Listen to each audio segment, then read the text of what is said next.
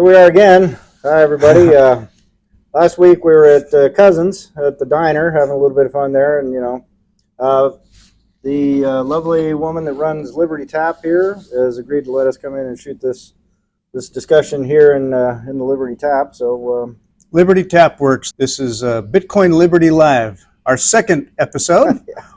We're sorting things out here, but as we go, making improvements and making our podcast. For me, it's about freedom of speech, freedom money, freedom technology, and the spirit of liberty. So that's the flavor that I like to add to this. And then Daniel's the mind behind a lot of, his book writings, his online writings, a lot of economic knowledge, and social dynamics and history, I would say. It's a very multifaceted, deep set of knowledge that you apply to kind of how we got here now and where we're going. Yeah. So, well, thank you. I was interested in, I've been reading your book as you go. You release chapters periodically, and I've been reading them and generating all kinds of thoughts and connecting it to my experience with, money, economic stuff, history, and of course, Bitcoin, where Bitcoin brings us in all that world. In your first chapter, you focus on money, the history of money, and I learned some new things about the nature of money in history, how it evolved, things we presume to know, just sort of inherently we think we know why money occurred and why and how we use it today. Yeah. Adam Smith's view on things, where we naturally presume to think that, people owned stuff, of course, want to naturally barter and trade and share, and that smaller, more liquid commodities or items, if you will, became an easy fill-in-the-gap sort of way to trade, or you had to keep track of a ledger and somebody had to reconcile that periodically and make it fair, because over time somebody had accumulated a lot of shoes or had gotten a lot of pigs, but then at the end of the year, you didn't quite balance that out, and you don't need more shoes and they don't need more pigs, and that something like money equates the whole balance. Yeah, that's a good way to put it. So I presume that when we came about needing money, thousands of years ago, and even keeping track of that on a ledger of sorts, or tracking who owes who what, or who has how much of what, and who owns property. That it occurred naturally as, we need money to make transactions happen and make things fair, or just make trades in the moment quickly. You brought up an interesting point that I'd never thought of, really, was that as you have tribal leaders or chiefs or kings and running and controlling, say, your kingdom, and you're going to perhaps phrase this differently. I'm just presenting the idea here, is that at some point a king with authority provides benefits to the people in a way, protection or law and order, rules, cultural enforcement, whatever, and that but the king needs to get paid himself, or needs to run the kingdom, or would extract taxes, if you will, and that taxation actually became a mechanism to need money in order to do that. I may not be hitting it in the direction that you're going with it all in your book, but to present that idea, that was one big idea I got out of it, was taxation necessitating money so that you had a way to steadily collect from the people, even if they were not producing a particular good, but providing a service. Somebody could say, hey, I just do stuff, I don't own stuff. You can't take so much of my stuff. Well, with money, you can get value from the people to a king, say, regardless of what they do. If they don't have a bunch of wheat, but they work in the field but own no wheat, you can still extract value from the people for a worker who didn't own stuff, and everyone gets taxed. Yeah. Well, you give me a lot of credit. Thank you right out of the gate. I think I'm more like a nerd, like I'm a nerd too. I think I'm more closer to being on the spectrum than anything else, and this stuff just sort of deeply fascinates me, and kind of trying to figure out how money and all that sort of stuff works. And I'm sure a lot of folks have seen, like, I mean, we both watched the Breedlove thing, and we've seen Sailor and Breedlove and talking what is money. And the What is Money show is what sort of set a foundation for me, and like, what is money? Right. Your book gets into kind of the how and why of money in history. Indeed. Well, I mean, and a lot of credit goes to David Graeber. I don't know if you're familiar with that guy. He was an economist, or not an economist, an anthropologist, and he was a big part of the Occupy Wall Street movement back in the day. And it was a lot of his writing. Like when I was doing my Master of Laws in finance, I had read a little blurb from him, and he said, this origin story of money. And, I think everybody knows it. It's like, and I'm sure people watching, all three of you, whatever, have probably heard the story before, right? It's like you go, well, 100 years ago, a billion years ago, a million years ago, 1,000 years ago, whatever it was, people used to barter. They'd go, hey, I have an apple, you have a pear, I want to trade my apple for your pear. And that's how they would exchange things. And then they'd start doing things like shoes and go, well, I have 3 shoes and I need a horse, so I'll give you 3 shoes, you give me a horse. But after a while, things got too complicated. So it's like, well, how do we divide a horse? Or how do we divide, like, I don't need any more shoes, but I have a lot of horses. How do we?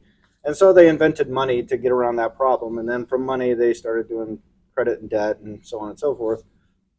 And the thing that sort of set me back on my heels is because I when I heard that, I was like, yeah, it makes total sense. That's what everybody knows. That's where money came from. Started with barter. Barter got too complicated, so we went to coin money, and then from coin shells, whatever it was, became the medium of exchange. Then it became a unit account, and then you got credit and debt, and then you got the modern world, and it just sort of naturally evolved because that's the only way people could exchange things. And what he said was that's all false. That's just not true. That's never happened. We've never found any evidence of a society developing that way. And if you start breaking it down a little bit, you kind of go like, well, like if I say, hey, hand me the coffee, you don't look at me and go, well, how much will you give me for it? What's it worth to you? Like, you just hand it to me, and that's still an exchange of value. I don't want to, exert extra calories to reach over and grab the coffee. I don't want to step on your toes or sit on your lap to do it. Yeah, one thing you'd mentioned, just to interject here, is that people are naturally sharing people. When you have stuff, I mean, you take care of your family, but inherently our human nature is to help and share in a way. So you don't naturally, you see someone who needs something, or they come by and you have something and you have an extra bit of something. We often aren't thinking like, no, I'm going to keep track of how much I got, and then I need something for this bit of mine. Right. We naturally share all the time. We're not tracking it. Correct. Yeah. And value exchange is just normal. Like if you and I got dropped in the Canadian wilderness right now, and our plane crashed or something like that, and it's in the middle of winter, we wouldn't be sitting around trying to barter like, okay, well, you collected 4 sticks and I've got 3 pieces of flint, and one of us has a striker, so we need to barter who gets how many sticks. I mean, that's not how human beings have ever operated. Our survival instinct is very community oriented. 100%. As a species, it's baked in. Family and community, and with that comes, hey, I'm doing something here and you want to participate, let's just do it together. Right. So and that sort of specialization of things, and and the way David Graeber broke it down in his book Debt, the First 5,000 Years, and a lot of my first chapter sort of revolves around that general thesis, is like people, like if we were out in the woods like that, and I go, man, I'm an expert at making bow and arrow, I need you to have a bow and arrow so we can go hunting. Right. I'm not going to sit there and go, well, I've made 3 bows and arrows this week, and how much you need to give me some animal skins for this bow and arrow. It's no, like, our collective survival is increased dramatically by me going, oh yeah, let me make you a bow too. Here you go. It goes unsaid, I've got a thing for you. You're going to give me a thing back at some point. We're not tracking it every time. We would never track it, right? I mean, it would just be preposterous. And especially if you get down to the survival threshold, like me and you would be working collaboratively constantly, exchanging value constantly. with zero friction. There wouldn't be any like, well, I'm running a tally in my head about how many times you picked up a pear and how many times I I picked up gave a you 2 pecan. bows. You gave me 1 skin. Right. Now, come winter, where's my skin? Yeah, you owe me some skins now. Right. And so a lot of that traces back to that sort of notion of like bartering and whatnot. But if you have like a small community of high interpersonal trust relationships, then trade happens like that still to this day. And you can go anywhere from like a small town to a prison. I mean, it just happened to me here. I went up and I was getting a catalytic converter put in my car, and when I went to cash out, I said, "Hey, man, how much was it?" And actually, I didn't even ask him how much it was, but I had supplied the catalytic converter, and he said, "Oh yeah, I'll just charge you labor for it, no big deal." I went to pay, and he said, "I don't take credit cards." And I went, "Oh Christ, how am I supposed to pay for this?" And he goes, "Well, where do you work?" And I told him where I work, and he went, "Oh, that's fine, just give me next time." And so this guy that I just didn't even know. This is a business owner who runs a business. A business owner who's run a very successful muffler shop here in the Dalles for, it's a second generation muffler shop. His dad ran it before him. And his dad told the credit card companies to go F off a long time ago. And they told him, all his banker buddies were telling him, no, you're going to go out of business in 2 years if you do that. 40 years later, they're still clipping along. And it was a twofold thing. First, it was only like $80, which sort of blew me away. I was like, wow, okay, great. Because I was expecting like 300 or something. But second, the fact that he was willing to extend that credit just based on where I worked and my name and who I was, and just the way I presented myself. It's a relatively small community here, but the broader point is, if you go to any small town in America, it operates a lot like that. If you go to a prison right now and you watch like how members of a gang operate in a prison, they're not sitting there like trading. They're not bartering all day long. They run ledgers and they talk to each other and they go, "Oh yeah, you owe me for this and that." And that value exchange is very different, And so the idea that money somehow naturally grew out of, we have to have exact matched value barter systems just is a myth. It never happened. But to the thing we were talking, or what you were talking about earlier from the book, is that if you sort of trace the history of money, and if you listen to like Breedlove and Saylor talk about money, which I think is fascinating, and it's also really philosophical. I mean, it's just a lot of philosophical sort of broad concepts of like money is energy and economic power and all this kind of stuff. Our relationship to money permeates unconsciously so much of what we do every day. Right. And yet, if you boil all those Saylor, Breedlove stuff down, you go, well, where did it come from then? Like, why does it look like it does today? And there's no answer at the end of that because they didn't ever tackle it. Because they're talking about pretty esoteric stuff. I mean, they're talking big picture and, how money has influenced power and nations and this and that and the other thing. But even all of that discussion is all predicated on sort of European Christian sort of ideas about how power is structured and how territory is done and private property and all that kind of stuff. And these aren't natural ideas. They didn't just naturally evolve. They are constructs, just like money is a construct. But if you look at the core fundamental purpose of money, especially in a sovereign system where you have a recognized sovereign and territory and all that kind of stuff and property rights and yada, yada, yada, what it ultimately ends up being is a form of value extraction from your population. And you go, like, if you're a medieval king, or you go back even further to like the age of the Magna Carta, if you were a sovereign and you came along and said, "Hey, I own this land, I rule this land," the way they got to rule that land is the same way a gang takes over territory in a neighborhood right now. They just come in and scare people and threaten them, and they extort them. They just take stuff from them.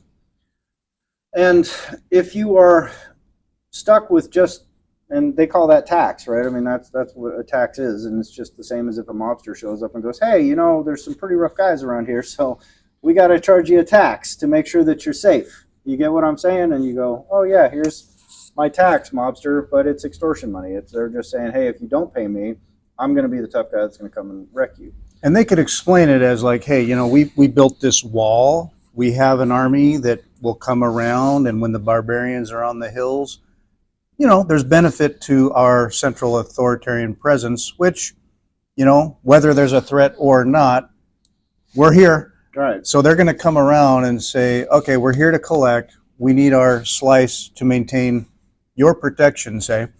And someone says, "Hey, all I do is work in the field. I don't have much of anything.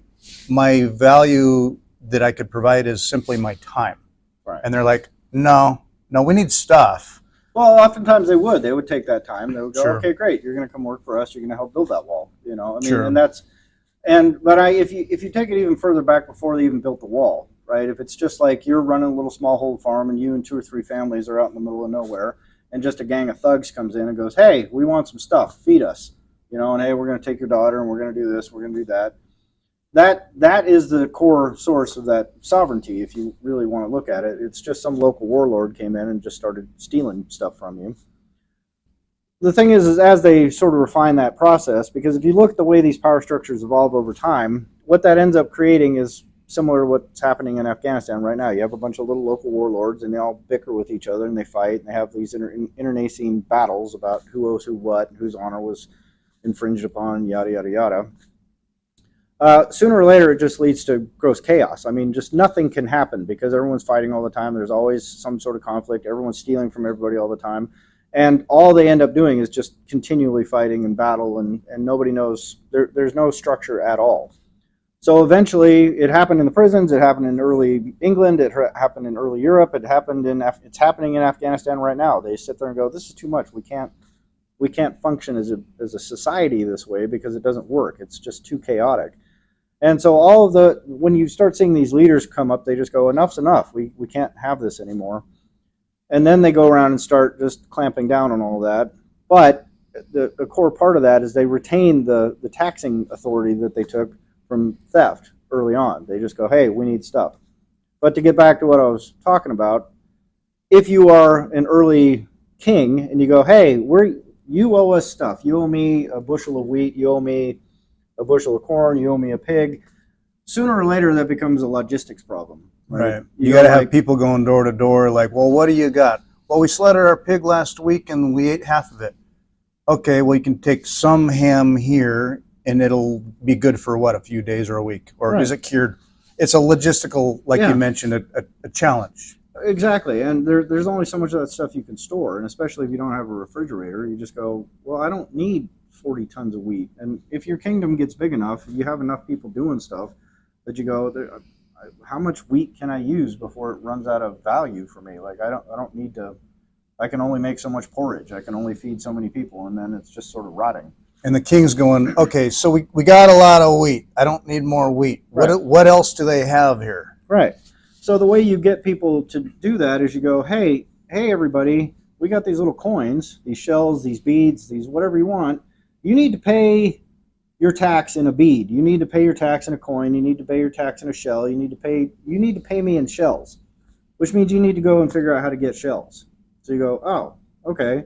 Well, I should probably sell some of my wheat to get shells, because instead of just giving you the wheat like we used to do, I go, I'd love to give you some wheat, but I got to pay my tax. So this week you got to pay me 3 shells for the wheat, or 3 coins, or 3 whatever it is. Mm-hmm. And then at the end of that, when the tax collector comes around, he goes, hey, you owe us 2 shells this week. And you go, here's your 2 shells. But the beauty of that system is then the king can turn around and go, hey, everybody, I need some wheat this week, this month, this year. I need some pork. I need some wagons, whatever it is. You go, hey, how much is a wagon? And it gives you a pricing mechanism built in. You go, well, what's the tax? Well, the tax before was like 1/10 of my wheat.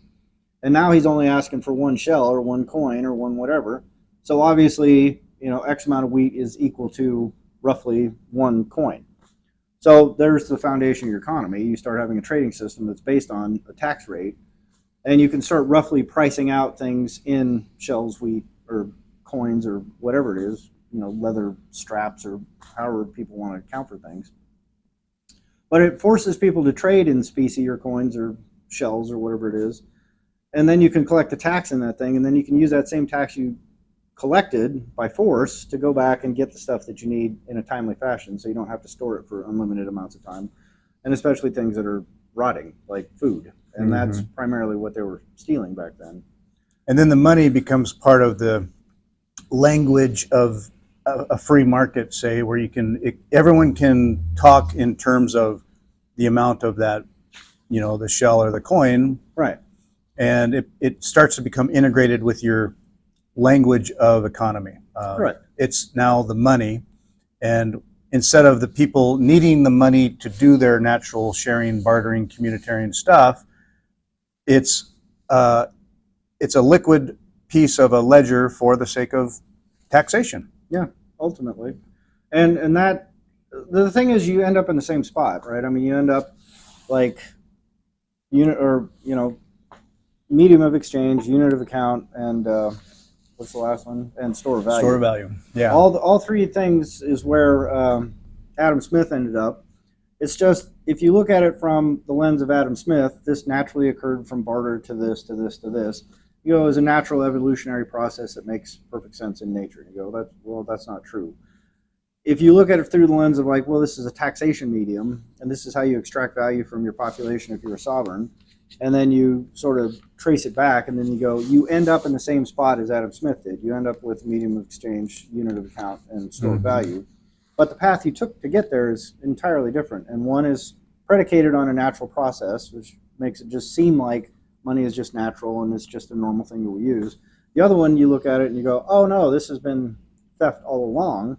They just changed the rules a little bit to make it easier, more convenient for them to steal, which traces back to your other point. Like, if you go around and tax your population in things, you go, hey, you owe me a bushel of wheat, you make pigs, you owe me a piglet, you make shoes, you owe me 10 shoes, you make ox carts, you owe me an ox cart. That leaves a lot of value exchange between the community left out. Like the guy that makes the fence, you go, well, from a king's perspective, and if you give those gangs enough time to gather power, they start looking at things like, oh, well, how do you justify your existence? Well, it came from God. God put me here. I am divinely sitting in this chair because God has willed it. And because I am divine, I am like the right hand of God, all these things within my sphere of influence are mine. So they owe me. I'm just renting that labor to you, dear farmer. I'm just renting that guy that's helping you carry buckets of water up or helping you build your mill. So I should get a cut of that because it's mine. You're just using my labor for free. So you can tax that as well. Whereas before, if you just demanded stuff, the only way you could tax labor was to go, hey, hit the guy in the head with a stick and go, come up here and build some stuff for me. You know, and that was like direct taxation, if you will, indentured servitude, slavery, however you want to frame it. But the use of coin and specie and forcing people to transact in that medium suddenly allows you to extract value from all those activities by, just going, hey, you need to pay a tax for whatever it is, just for existing, whatever income you have, or whatever. And over the course of generations, you can see where, okay, it started through just what's the toughest group, what's the strongest authority, and it was pure fiat. Over time, after generations, children and grandchildren may not question the idea of a king, or, well, yeah, it's the pharaoh. Well, why? Well, that mythology integrated with religion or mythology or whatever evolves into a sense of inherent divine right.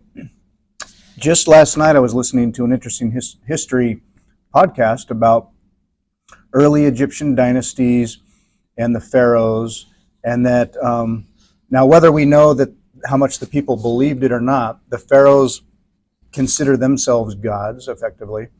And probably many people also believed that just through sheer, what had been built over time and the wealth they had, and there was probably presumptions about that. Well, sure. I mean, and also it gives maybe the community a sense of a purpose or a being that we are protected, and so how that evolved probably just becomes also integrated in the mindset of the people that the king is just the king. The pharaoh is just the pharaoh. And as wealthy as the pharaohs were, what was pointed out in this lesson was that they extracted 4% of everything everybody had. Right.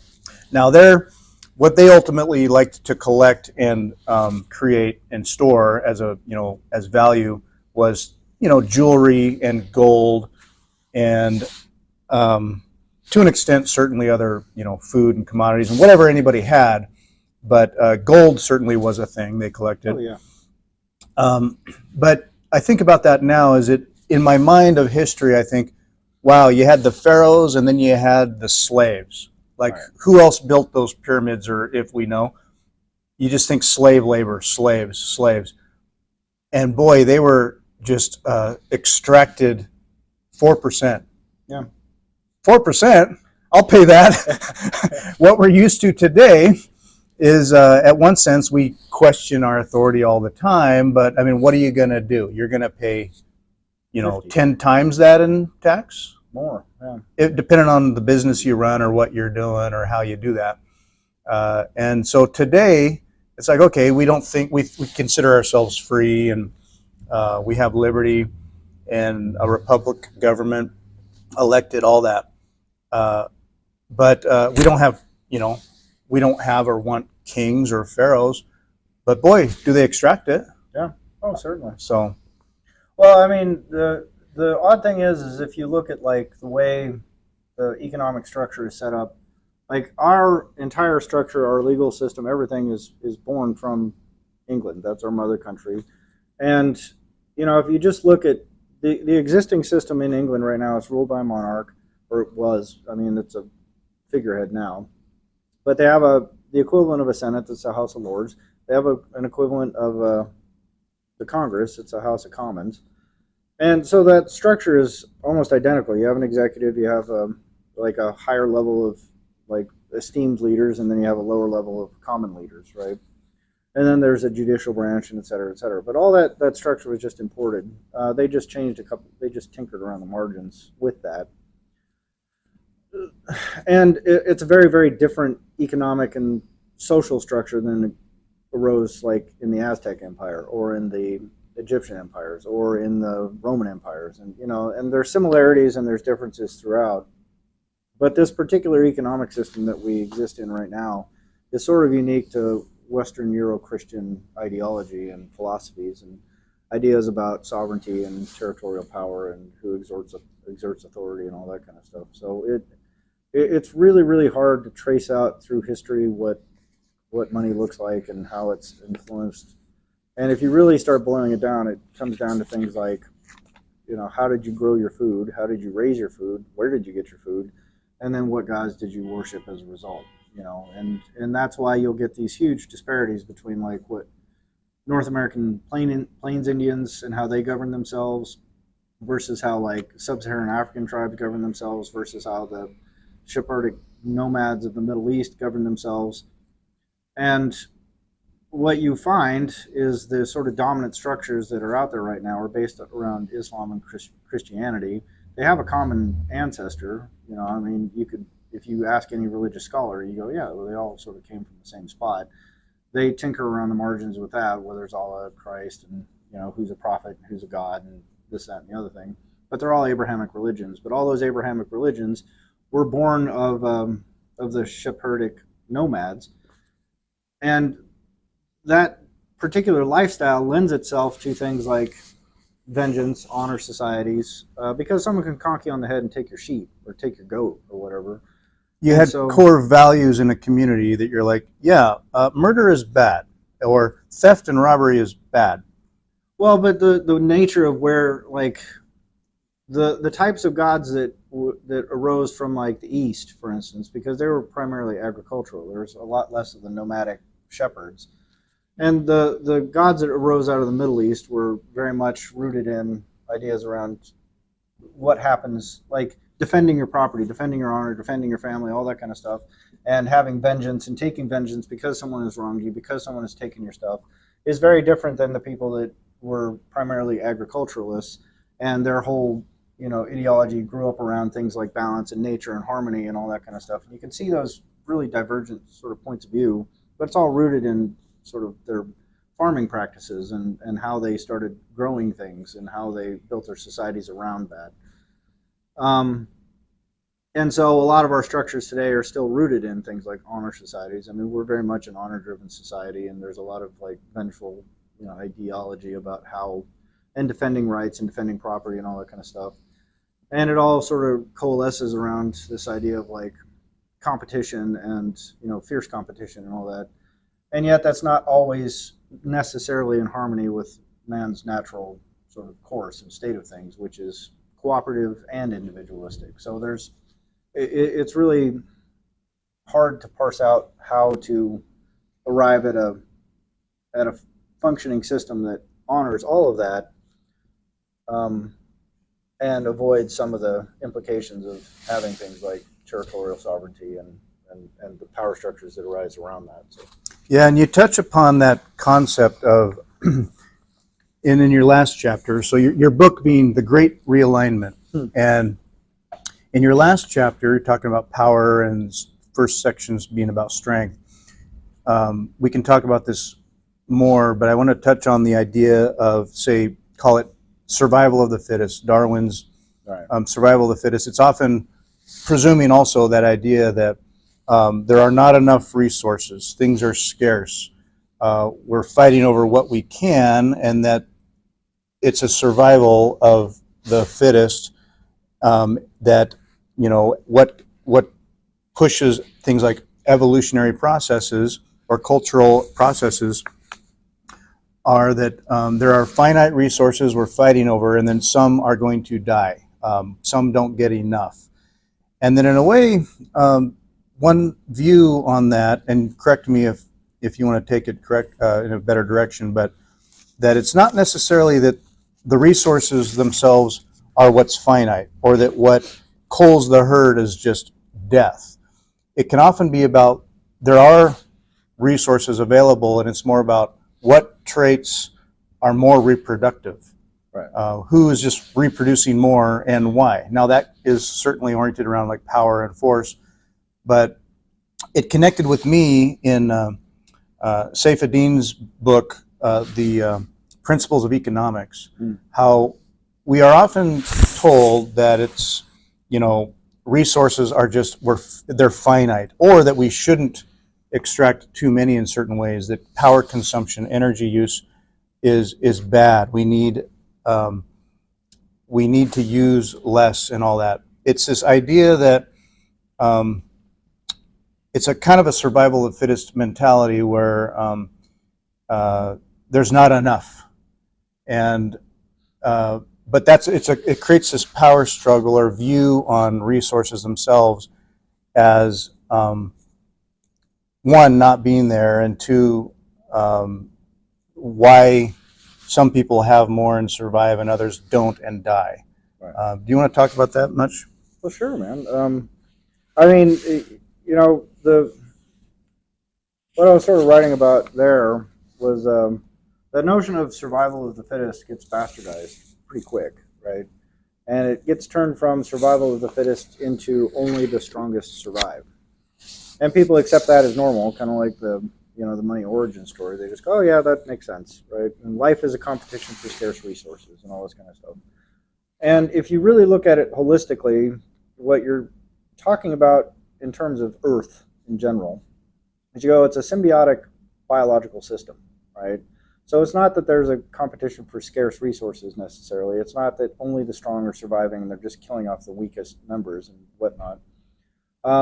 It's survival of the fittest is talking about, from a purely evolutionary standpoint, is fitness to reproduce, right? And so there's natural selection, which says like, hey, my kidneys work better than someone else's kidneys, so I filter toxins out better or whatever, so I survive. That's a survival trait that gets passed on. That's a natural selective survival trait that gets passed on. My neck muscles are stronger, my eyeballs are sharper, all those kind of things. That's natural selection, and that occurs over a millennia, millions of years, whatnot.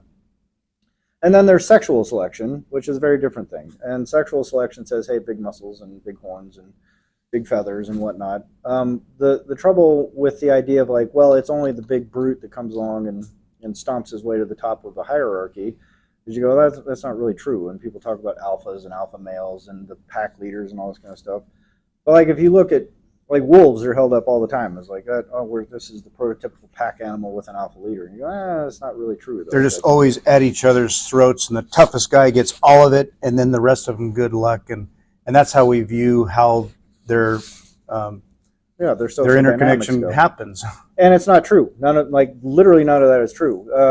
Where that came from was a study where they were looking at captive wolves. But if you look at them in the wild, it's the reality of an alpha wolf and an alpha male and female are more akin to like a mom and a dad. Because you would never look at dad and go, he's the alpha of the family. You go, no, he's sort of the protector, and he's the guy that sort of guides things and leads things. And sometimes Junior can come up and have a good idea, and then dad will follow him. And, you know, and even if you study wild dog packs and things like that, there's a language they use. They'll yelp, they'll call out. And anybody can propose a hunt is the sort of odd thing about these dog packs. Like, and if you're the guy speaking loosely, I'm anthropomorphizing dogs here. But if there's like a lower order guy, he's just sort of the, kind of, hey guys, let's go do something dumb. And everyone's just like, oh God, this guy again. But he'll still get to go and say, hey, let's go on a hunt. And the way they choose whether or not they're going to go is everyone sort of yelps in approval or they don't. And then they'll sort of, each one will kind of call out, and then whoever wins the round, they go, hey, let's follow Tom today. Tom smells like he's got some good stuff going on in his brain. And they'll go follow Tom. But even that low order guy could call a hunt, and everyone might go, let's give Junior a little shot here. Let's see what he does. And they'll go follow him out into the hunt. So it's not necessarily just based on dogs fighting each other. There's a collaboration happening. Potentially. Naturally. Yeah, and there's a natural collaboration. And the way they sort of dole out food and whatnot is very different. And like part of being an alpha in that sort of hierarchy is like protecting the weaker ones and making sure that they have access to food and quelling disputes and dispute mediation and all that kind of stuff that is incumbent and inherent in our sort of territorial sovereignty sort of system, because everyone recognizes that, and especially if you approach something like everything is a competition. Well, you go, just look at anything that is a competition, whether it's a soccer match or a baseball game or whatever. You end up with these really, really detailed, intricate, finite rules about every possible little thing. And everybody is always, if they're trying to be really competitive, looking for ways to get around that, which is why they have referees that go out and tweet whistles and throw flags and yell at people.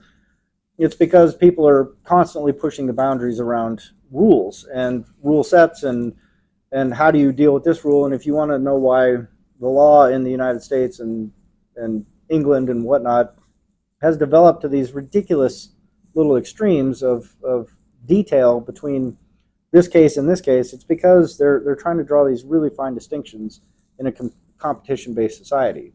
And the cornerstone of law is that two people are fighting each other, and the one with the better argument wins. They're just substituting words for violence. But if you look at the way human beings cooperate, then it becomes a very different thing. If you go, hey, you're opposed to that team, you need to prevent them from getting that flag, and this team is trying to prevent you from getting that flag. You go, that's a very different thing than if you go, everybody needs to figure out how to get that flag. Because what you'll find is a very different type of structure emerges from that. Mm-hmm. All of a sudden, these rule violations just go out the window because no one's really worried about the competition aspect of it. They're trying to achieve an objective and a goal. And so as you kind of frame out this whole sort of grand scheme of things, and you go like, well, what's our society based on? And if you base it on this idea that it's scarcity and that everything is a competition and only the strong survive, and then it all makes logical sense that people are fighting and battling each other and seeking advantage. But if you go, well, if you just step back a little bit further and go, that's not necessarily a natural process. That's an imposed order that is based on some sort of fundamentally flawed concepts that predate all of us by thousands of years. You go, well, of course we end up with the system that we're in. And all the other forces are trying to mediate and ameliorate the problems that come from this sort of foundational issue. But to try and like lump that and turn it around like the communists might try to do is go, no, everyone needs to cooperate and it's all for the common good. You go, right. You can't just supplant something like that because it's sort of baked in the cake right now. Yeah. So the best you can hope for is to slowly, reorient that competitive drive to something that's more goal-oriented that benefits everybody. Yeah, communism pretending to say, we're going to make it all fair now, but you still have this fiat central authority, which is like kings or oligarchs are going to take theirs. Why? Well, because they can. And then you get what you get. And I feel like whether it's our current modern monetary theory and capitalism, bastardized capitalism, or communism or whatever, starting with some of those origins of money we talked about, the benefits that it provided central authorities over wealth extraction, and a means to enforce that, and then creating a fiat money, a fiat mindset around money, and then it percolates into our culture, which has this kind of fiat mindset. Mm-hmm. Things that I see coming at us from, say, whether it's the media or presumptions about how things just are, connect with me with what you're saying in terms of when I imagine how my relationships work with people day to day and how things naturally are as a human. They are very collaborative and sharing, and don't jive with the way that, say, kings ruled people. But by having narratives in our society or in the news or culture that reminds us that resources are scarce, times are hard and bad and scary. There's reasons to have these fiat authorities either tapping into our negative emotions, tapping into this idea that we're competing against each other and resources are scarce. When I feel like looking at the wealth of our nation, how are times so hard? Or I think they are, even as we've mentioned, we have things, we're doing pretty well as individuals, relatively. Well, here we are. Broadcasting of the world. Yeah, here we are doing just great. Yeah. And people will believe, oh my gosh, the world's such a scary place. Things are hard. Things are bad. It supports the willingness to defer to an authority. I feel like Saifuddin mentions it in his book with Principles of Economics, but that it doesn't have to be that way. But I feel like it's sort of reinforced with us so that we feel like, oh, it's just the way it is. Oh, certainly. Well, I mean, it's really demoralizing, And I mean, he hasn't said it yet, but he's got a great series of videos coming out about, like historical stuff and sort of things around the American Revolution and liberty and how all that sort of evolved. And I think a lot of what you're talking about, is well referenced by that. And I'd be really curious to hear how you think like that, the thing you just described, how that fits into that historical perspective that you bring to your channel and the stuff that you're talking about with your videos, because you do a really, really great job of like breaking down some of those things that people take for granted. And I feel like we're sort of aligned in that way, in that, if you think about the American Revolution, you go, oh, well, George Washington crossed the Potomac and then they won. And, that was it, done, done, done. And there was no problem. There was, they fought and they had a couple tough battles, but pretty much that's how it went. And then they signed a piece of paper in America, and that was it. And the reality of that was it was sticky and weird and wet and messy, and it was never a sure thing. And I think you capture a lot of like how that came to be pretty well. And it's the same sort of impulse I have of like, people go, oh, money. Well, they bartered and then they created money, and now we have taxes, and that's just why. Mm-hmm. I go, well, it's a bigger story than that. And you go, well, these people are in power because just cuz. And you go, well, that's a bigger story than that, Mm-hmm. And so I'd be really fascinated to hear sort of what your take is on like how that, what you were just talking about fits in. When I got into Bitcoin, and it didn't just start with Bitcoin, I had ideas decades ago when I read, say, Edward Griffin's Creature from Jekyll Island, and Confessions of an Economic Hitman, and recent history, you might say, of America's growing dominance on the global scale and what authorities were doing to, I'm good, to, yeah, to advertising addiction. Sorry to interrupt. No, it's all good. Oh, God. They basically, World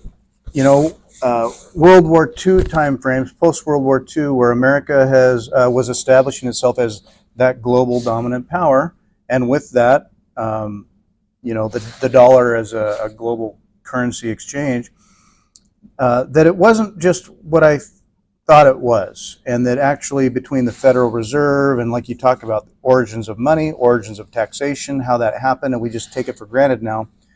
We forget how things were back in the day.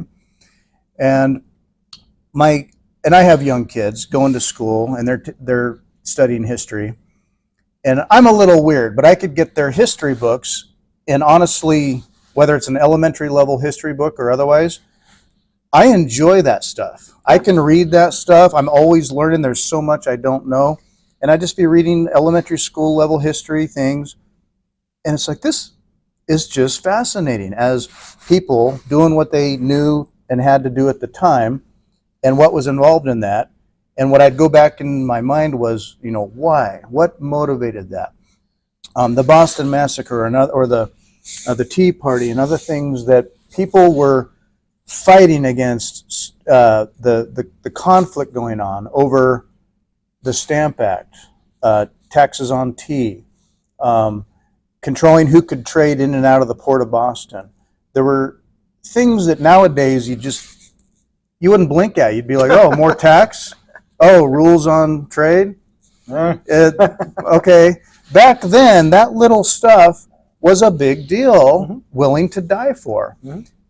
Now, I think the way my kids were being taught in today's day and age, what I study and learn when we talked about it, was that in a way, and I think it's getting worse, but part of the message was, it's interesting within a context of, to loosely translate the idea, these people were also a little crazy, or it was so different back then that it just isn't the same today. It doesn't apply. And we can take that for granted because we live in relative comfort. And if you don't do the math on your taxes and where that's going right now, you just say, it's better now.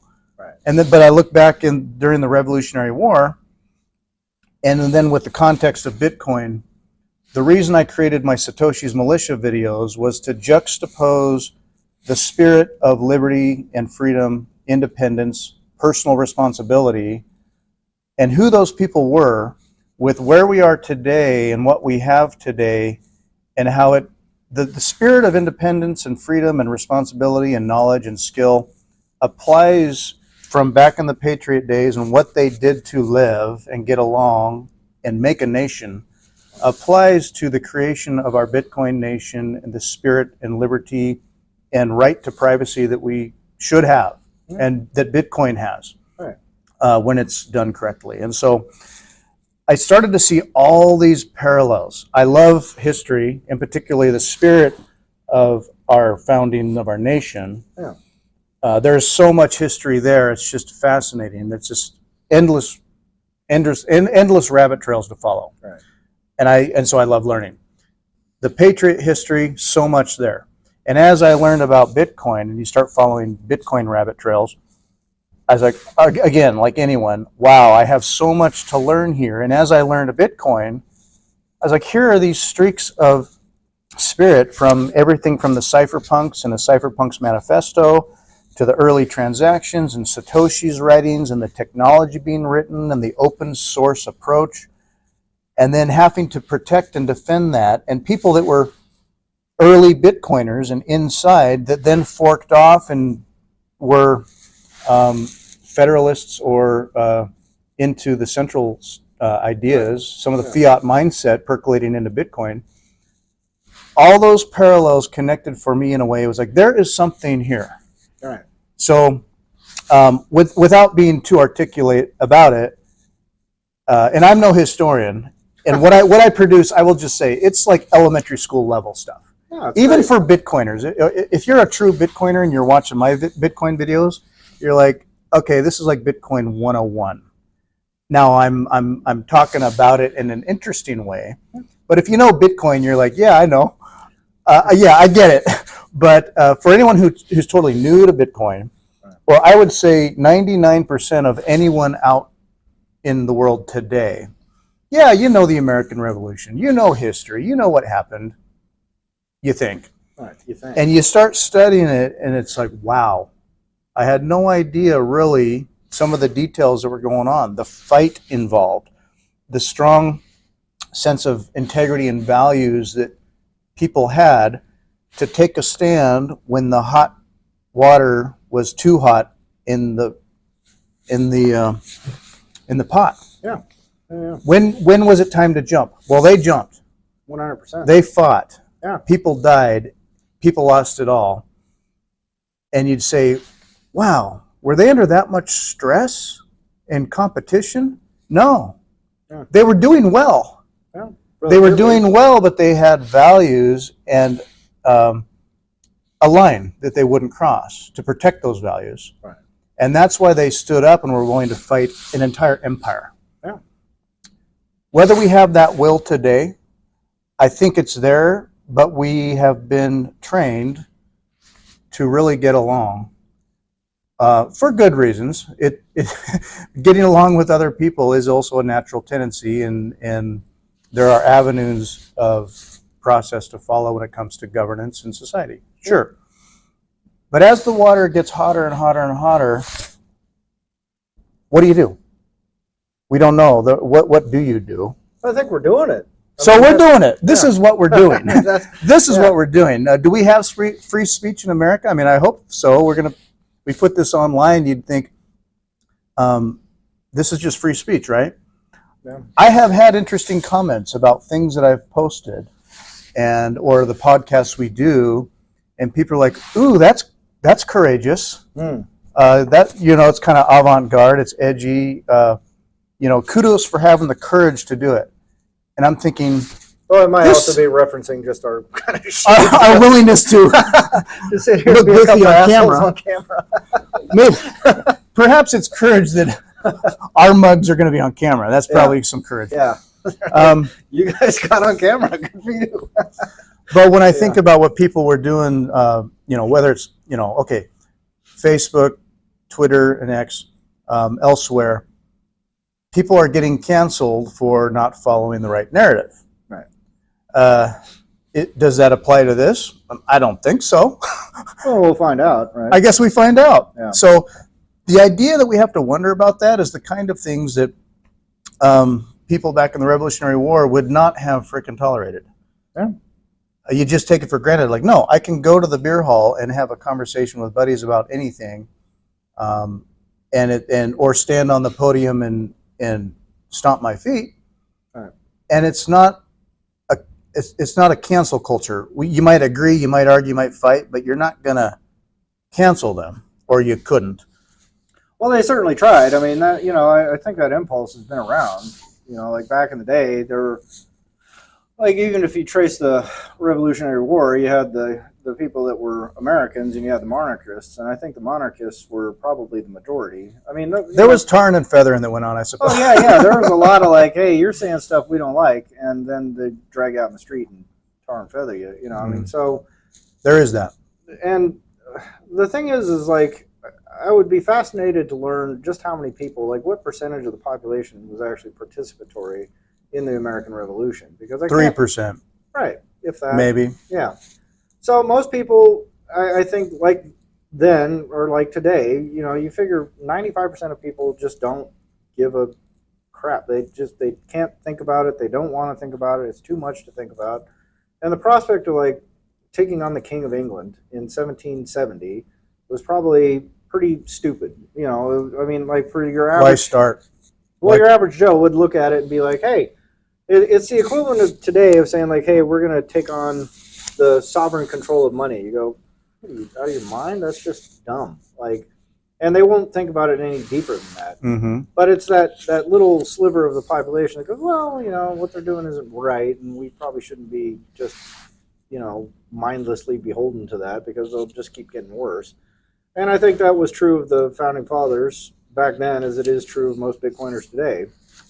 And all that infighting and all that weird stuff that goes on in the block size wars, and whether Sailor's a good thing or not, or whether this guy's a good thing or not. I mean, there's just all this like internecine bickering that I sort of find sort of ridiculous in a way.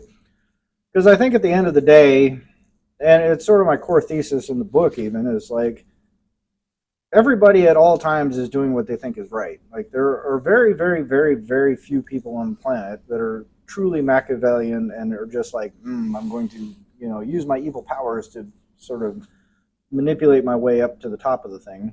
And, I know it's a popular narrative or idea, like, the evil elite cabal of, puppet masters are sort of driving events and things like that. And yet, if you talk to those people in person, you just kind of say, "Oh no, it's just some dude that takes a dump and puts on his socks," and you know. And for the most part, whether it's the MMT buffoons, I mean, I look at them and I go, "These people are morons." Clearly, like it's just no getting around it. And yet, I don't look at them and think that they go home and go, "What I'm doing is evil," and I am here trying to Right. permeate some evil amongst the world. I think they're looking at it and going, "I think this is a better idea." And if you can start looking at people in that fashion, then it's a lot easier to start shaping narratives and getting people away from bad ideas and into good ideas. But if you just immediately assume that someone's evil and they're trying to do evil and they're against you and they're an enemy and all this kind of stuff, then you end up with a lot of combat and fighting and just weird stuff. And so, but if you went back to the revolution, like you were talking about, you go, those people stood up and they had a line in the sand, and that line is different than the line we're drawing, and yet we've drawn a line too. I mean, all of us that are in Bitcoin right now have devoted significant energy and personal risk and personal reputation, and all that kind of stuff is on the line. When I go to work and I tell everybody, yeah, 100% of my net worth is in Bitcoin, people look at me like I'm a lunatic. I pretty much expect when I mention Bitcoin to someone who doesn't know me, the automatic initial reaction to someone who has no background is like, you're an idiot. At best, it's a mild, concerned curiosity. Right. At worst, it's like, oh, okay, yeah, I could buy tulips or play lottery tickets too, and like, how much are you buying of this? Yeah. And it's a fiat mindset, but it's also just like a shitcoin idea. Well, I mean, they ultimately look at you like you're a moron. I mean, I get these looks from people that should otherwise know better, will look at me and go like, oh, well, you're just clearly a misinformed moron. That's eccentric. Yeah. Or worse. Whatever, right. But I'm sure that was the same looks and ideas that Thomas Jefferson got and George Washington got. They go, oh, you're one of those guys that thinks you're going to beat England. Okay, whatever, buddy. By signing this, the king will have your head. Yeah, like you are going to be swinging from a rope, you moron. You will, yes. What are you doing? You're so dumb. It's the greatest navy in the world. The sun never sets on that empire. And you just want to just throw them out. Ha! Good luck. So I don't. So if we're talking about drawing lines in the sand and all that kind of stuff, like if you're willing to stake your personal reputation, if you're willing to stake your financial future, if you're willing to stake your sort of value system on this thing, it's still an intangible, just like revolting was an intangible. I mean, signing a piece of paper was this monumental revolutionary act. We're going to send a letter to the king. Now, just think about that, because we look back and we go, oh yeah, well they fought and they had muskets and their cannon and navies and treaties and getting France into the fight and et cetera, et cetera, et cetera. You go, yeah, that all came after, but the revolutionary act was, we don't want to be here anymore. Signed, all of us. And put it in the post, right? So and that's part of what I'm talking about there is like, where do these power structures come from? When does that, what's the shot that got fired? And you go, well, it was the letter. And you go, how revolutionary is it to sit down and write a letter in a room with a bunch of other lunatics just like you? Mm-hmm. But it's no more different than what we're doing. We just go, hey, we take self-custody, and we are doing our level best to make sure that the network stays defended and secure and decentralized. And people are rightfully concerned about things like, hey, when BlackRock and all these guys come in, what happens to our letter? What happens to our little revolutionary letter we just signed? Are these guys going to be the turncoats that, the Federalists? Yeah, or are they going to be guys that are going to get behind us in this fight? But it's the same. They're writing letters to the King of France going, hey, we could use a little help here.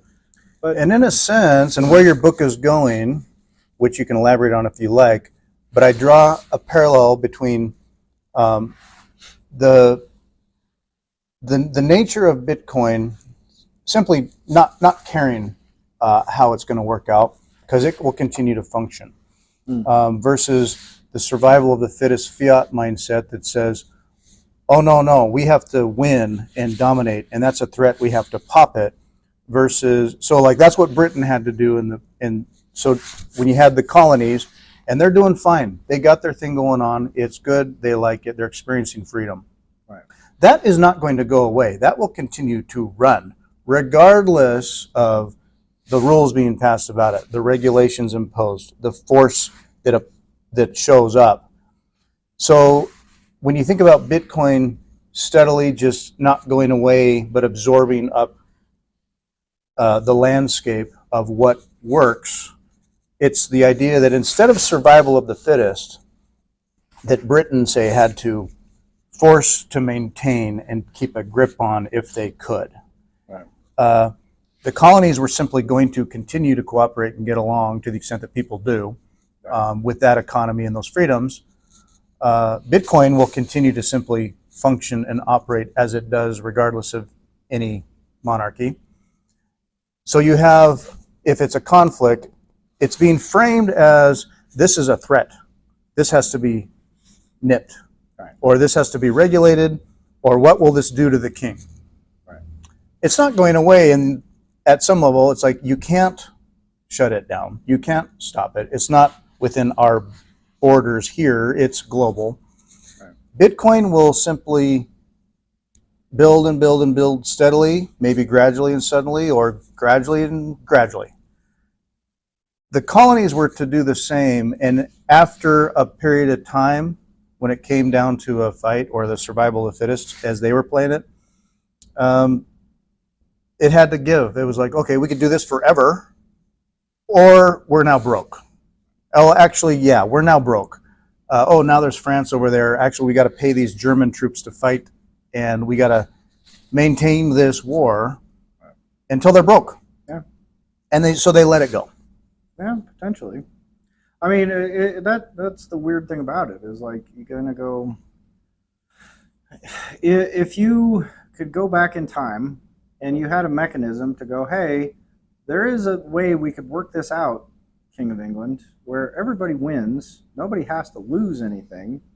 You'll end up better off, we'll end up better off, and we don't have to expend enormous amounts of resources and life and blood and plunder to arrive at a solution. You go, would that have been better? Well, I don't know, maybe. The economic incentives that are still misaligned to this day are the same economic incentives that were misaligned back then. And Bitcoin is revolutionary, not just in terms of like sovereignty and personal sovereignty and freedom and liberty and all that sort of stuff. It's revolutionary in the terms of there's never been anything like it to exist ever in the history of the world, ever. So on a fundamental level, you go, what would the world look like if you removed the incentive for warfare, and if you removed the incentive for destruction, if you remove the incentive for theft, and if you remove the incentive for plunder, and you go, oh, that's a very different looking world, right? And Bitcoin represents that on some level if the network remains decentralized and secure. Anything that corrupts that potential. And so I think the common fight is to ensure that level of decentralization and security. And people fuss about whether or not how quickly we can get it to be a medium of exchange. And I go, yeah, you can, at great risk and at great peril. And people, wish to curtail things like institutional adoption. Despite, like, if you'd gone back 5 years ago, you go, the institutions are coming, it's going to be great, our number going to go up.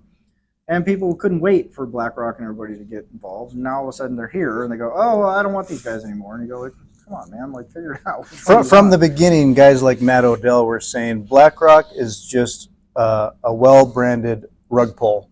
Right. Yeah. Do not buy the ETF, right. Self-custody people, which I also get. But to Bitcoin, also, ETFs aren't bad or good. It's more landscape and territory. It's absorbing. Mm-hmm. Whether it's hypothecated for the individual and you don't own your keys or not, it is institutional adoption at some level. Correct.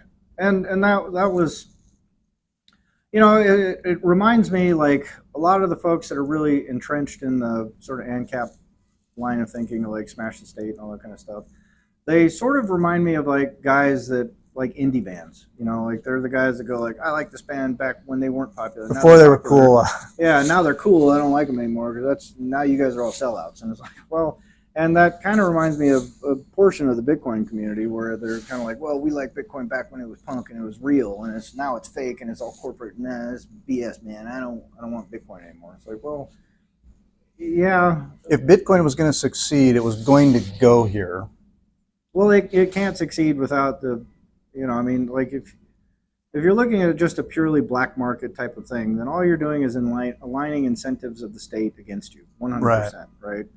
And if you've got the incentives of the state writ large globally against you, if you have the entire finance sector, the entire banking sector, and the entire sovereign, force of will aligned against your movement, that's going to be a tricky movement to pull off. I mean, I'm not saying it can't happen, obviously. And yet you look at it and you go, on some level, if you don't have that sort of buy-in, then you are in a war. And if you're at war, it's an uncertain outcome always, So my sort of broader line of thinking kind of goes, there are things that come from the sovereign that we want, because sovereign leadership arose out of chaos. It doesn't arise just naturally because of pecking orders and all that kind of stuff. It arises because people go, okay, enough's enough. This is too crazy. Everybody is dying. We can't do anything. We can't grow food. Everybody's starving. Everybody's miserable, and everybody's fighting. You're spending more time fighting than building and securing. But it happened in the prisons. Like the prison system, they got just flooded with new people. Honor systems broke down, and this is like the drug war, and the prison population grew strongly in the 70s and 80s. Yeah, early 70s, it started exploding. But prior to that, the way the social order of the prisons was managed was through an honor system, right, and reputation. And as that broke down, it turned into chaos. It turned into mass violence. Like the economies broke down, the politics of the prisons broke down, nothing worked, and people were getting killed constantly. I mean, it was just chaos and disorder constantly. And no one was imposing order on it, certainly not the guards. So it became incumbent upon the people within the walls to figure out how to manage that. And the way those power structures arose mirror precisely the way the power structure arose in early England and prior to the Magna Carta and stuff like that, which mirrors precisely the way power structures are emerging in Afghanistan today. And if you look at anywhere where there's chaos and tons of entropy and disorder like that, inevitably strong people rise up and go, enough's enough, we need to stop, and they impose a very strict sort of order on things. And people want that order. Well, because the opposite of it sucks. Yeah. Like it just sucks to not, like look at what happened in El Salvador. And that guy, Nayib Bukele, is widely criticized because he's using strongman tactics. And yet people cheer him because they go, thank God you finally brought some order to this. It was so chaotic in that country. It was so disorderly. The highest homicide rate in the world by a factor of 20 compared to like the United States. Incredible shift that has occurred in the last handful of years. But it required strongman tactics to get there. It had to happen. And the unfortunate downside of strongman tactics is they're real easy to lead to things like kings and and dictators and all that kind of stuff. And the natural process that we have in our country right now came from imposing that order way back in 800 years ago, has now developed into the system that we have, and that system is showing its weaknesses right now, right? So what you ideally want to do is not devolve back to the place where you need a strongman to impose order. You want to maintain what order you have. You want to retain parts of the system that make sense. Things like dispute mediation. Like you don't want that to just go away. And people say, well, I'll just load up on my guns and this kind of stuff. You go, that doesn't work, man. Like sooner or later, someone is going to impose order on you, whether you want it or not. And you might think that you're going to be the person that's going to rise up and impose that order, but you don't get to choose. Like these leaders that rise up in the prisons, the leaders that rose up in early England, and the leaders that rose up in Afghanistan were all reluctant leaders. They didn't come in and go, I'm the one that's going to do it. They came in and people were just like, well, you're pretty good at this. Why don't you get up there and do it? And they go, I don't want to do that. That's crazy. And yet they turn out to be the ones that are the best political navigators, and they're the best at coalition building, and they're the best at mediating these disputes, and they're the best at creating structures that people can get behind. And then they very loosely and tenuously govern that system until the next guy comes along, and the next guy, and then the next guy hopefully refines it a little bit. As for someone like Nayib Bukele, he can come in and he has a functioning structure somewhere in there that he can build atop. But if you get down to somewhere like Somalia where that structure is gone, or you get to somewhere like Haiti where the structure is gone, and you look at what kind of leaders are emerging from that, they are almost universally reluctant leaders, and they're almost universally people that are just barely hanging on to what they have. And then they get benefits from being in that position, and then they end up getting drunk. Corruption occurs. What I'm encouraged by about Bukele is, granted, he's young and has the energy, and he had to make some really hard, strong changes. I don't know how he would have done what he's done without that. And I see him shifting into, instead of just like, tackling crime or, garnering his power, he has really focused on making it clear about ethics and rules, rooting out corruption from the very top, and like speeches he makes, including himself, but my own, chief secretaries and generals, everything about it. It starts from the top all the way down. We are not corrupt, and we will stop it. Meanwhile, what I presume, people love him, and he deserves respect. But I see him managing being humble. As a country, as a figurehead, he is, for lack of other words, he's staying humble and stacking sats. Right. I see him staying humble and stacking sats while running a country steadily. And now, over time, personalities can change, power can go to your head. And hey, he's the president. Time will tell, but he's doing everything right, I think. To the extent that I know. That's very much perspective dependent. I fully 100% appreciate the work that he's doing. I support that man and all the changes he's made, because they're clearly, the effects are readily observable. You can sit there and poo-poo his methods all you want. And I also know that through the course of history, that's a really, really delicate line to traverse. And there are no shortage of benign dictators that have come along through the centuries, and benign kings and benign pharaohs and wise leaders and all that kind of stuff. And if you don't carefully navigate those power structures, it's really, really, it's fraught with peril on all sides. So, with all credit and kudos to him, I also can recognize his critics and why they are critical, because history has shown that type of thing can very quickly devolve. Mm-hmm.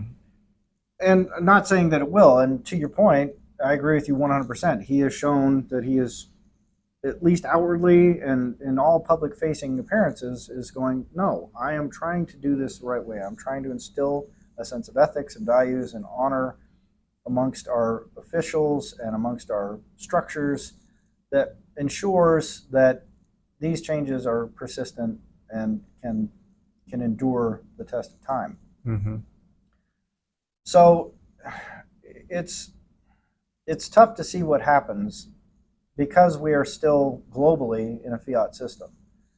And one of the more remarkable things about Nayib Bukele's administration is that they have adopted Bitcoin. And Bitcoin is, as I was alluding to earlier, is that sort of fundamental revolutionary technology that is, I think, grossly underappreciated in terms of its ability to realign incentives. And that is the part that, if the incentive structure is aligned correctly, then the rest of the changes that he's trying to implement will become cemented, right? If those incentive structures are allowed to remain as they are currently globally, then there's almost no, well, there's very clearly no human being that's capable of overcoming those structures. They never have in 10,000 years, and I don't think they will in 10,000 more years, because you just can't take a fundamentally flawed incentive structure and then force people to abandon their incentives to do something for the greater good. It just doesn't work. But if you incentivize them to cooperate to begin with, then all of a sudden everything starts making sense. And that's why military spends so much time indoctrinating people and getting them on board and, and following the same incentive. And that's why governments spend so much time trying to get people on the same incentives and nationalism and pride in the flag and all that kind of stuff. It's trying to impose an incentive alignment that isn't necessarily aligned with what's best for the people and what's best for everybody underneath it. Yeah, I distinguish quality patriotism and pride in your country with what you'd call jingoism, which is a tool used for whether it's, war for the sake of the state versus what's good for a country. Right. And for El Salvador, I wouldn't even call it an experiment. I feel like the path is visible and they're taking it. It's just that they're like the first one. Right. And as they go on that path, if it was any other country doing something similar but didn't have Bitcoin, I could say, oh, it's going to be another country that's going to have more problems down the road. Just wait. And when they're broke, these ideas come from the book Confessions of an Economic Hitman, the World Bank, the IMF. If you want to get conspiratorial about it, things that tip of the spear, things involving the CIA, active in South America, Central America, wars we never heard of, banana republics protected through the strong arm of who? Somebody. But American interests and other interests. But it would be like in a fiat world, El Salvador is highly corruptible, very potentially, whenever you need help, hey, here's a loan,